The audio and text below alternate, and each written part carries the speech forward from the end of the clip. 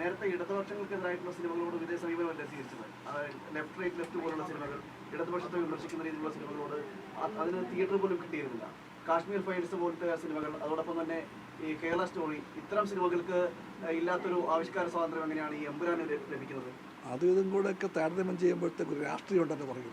ആ രാഷ്ട്രീയം എല്ലാവർക്കും മനസ്സിലാവും. അല്ല, ഇത് ലെഫ്റ്റ് റൈറ്റ് ലെഫ്റ്റ് ഇടതുപക്ഷത്തെ വിമർശിച്ചുകൊണ്ട് ലെഫ്റ്റ് ഒന്നും ആരും റീസെൻസറിങ് അയച്ചിട്ടുണ്ടോ? അല്ല, അന്ന് തിയേറ്റർ പോലും കിട്ടിയില്ല. റീസെൻസറിങ് ഉണ്ടായിട്ടുണ്ട്. അതിന്റെ സംവിധായകനും നടന്മാരും എല്ലാം പൊട്ടിത്തെറിച്ചിട്ടുണ്ടോ മാധ്യമങ്ങൾക്ക് മുന്നിൽ?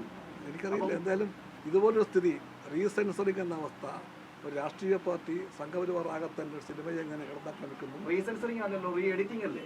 എന്താ പേര് തന്നെ പല പേരും നടത്തിയിട്ടില്ല. പല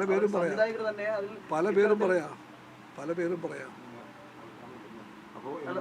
എന്റെ ചോദ്യത്തിന് ഉത്തരം ശരിയുമില്ല. ഉത്തരം പറഞ്ഞു. റീസെൻസറിങ്ങും റീ എഡിറ്റിങ്ങും അർത്ഥം ഒന്ന് തന്നെ ഇപ്പൊ ഈ കണ്ടസ്റ്റ്. അല്ല, ഈ രണ്ട് ചിത്രങ്ങൾക്ക് ഇല്ലാത്ത ആവിഷ്കാര സ്വാതന്ത്ര്യം എങ്ങനെയാണ്? ഇതുപോലെ അവസ്ഥ ആദ്യമാണ് മലയാളം കാണുന്നത്. ഈ സിനിമയിലും എമ്പുരാനിലും ഇടതുപക്ഷ വിമർശനവും ഉണ്ടല്ലോ. എന്നിട്ട് ആരും മലയെടുത്തില്ലല്ലോ.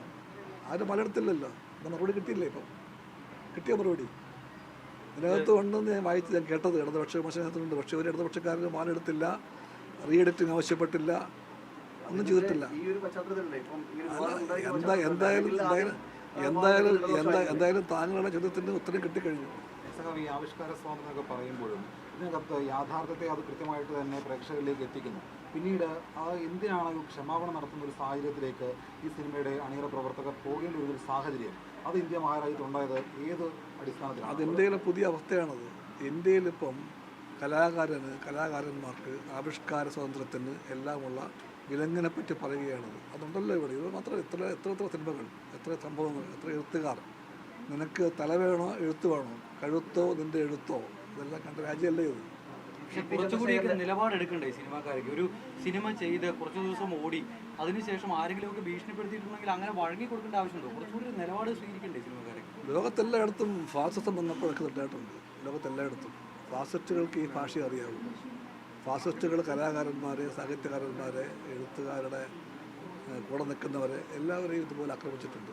മോഹൻലാൽ ക്ഷമ പറഞ്ഞതോടുകൂടി BJPക്ക് വഴങ്ങി മോഹൻലാൽ ക്ഷമ പറഞ്ഞതാണ് എന്നുള്ള ആ ഒരു പ്രചരണമാണ് ഇപ്പോൾ കൂടുതലായിട്ട് നടക്കുന്നത്. അത് അങ്ങനെ പറയേണ്ടിയിരുന്നില്ല. ആ പടത്തിനകത്ത് അത്രയും ഹീറോ ആയിട്ട് അഭിനയിച്ച ആൾ, അല്ലെങ്കിൽ അതിനകത്ത് വലിയൊരു മാതൃകാ പുരുഷനായി അഭിനയിച്ച ആൾ പിന്നീട് നേരെ ജീവിതത്തിൽ BJPക്ക് വിധേയപ്പെട്ടു പോകുന്നു എന്നുള്ളതാണ് ഇപ്പോൾ പ്രചരിക്കുന്നത്. മോഹൻലാലിനെ പോലൊരു അഭിനയ പ്രതിഭ, ഒരുപാട് കഴിവുള്ള നടൻ സ്വയം ചിന്തിക്കേണ്ടതാണത്. ആരെങ്കിലും കത്രിക കാണിച്ചപ്പോൾ, ആരെങ്കിലും വാലെടുത്തപ്പോൾ ഉടനെ തന്നെ അദ്ദേഹം ഖേദിച്ച് രംഗത്ത് വന്ന് ഇത് പറഞ്ഞത് ഉചിതമായോ എന്ന് അദ്ദേഹം ചിന്തിക്കട്ടെ. അദ്ദേഹത്തെ ഉപദേശിക്കാൻ ഞാൻ ആളല്ല. ശരി, അപ്പോൾ ഇനി പടം കണ്ടോ?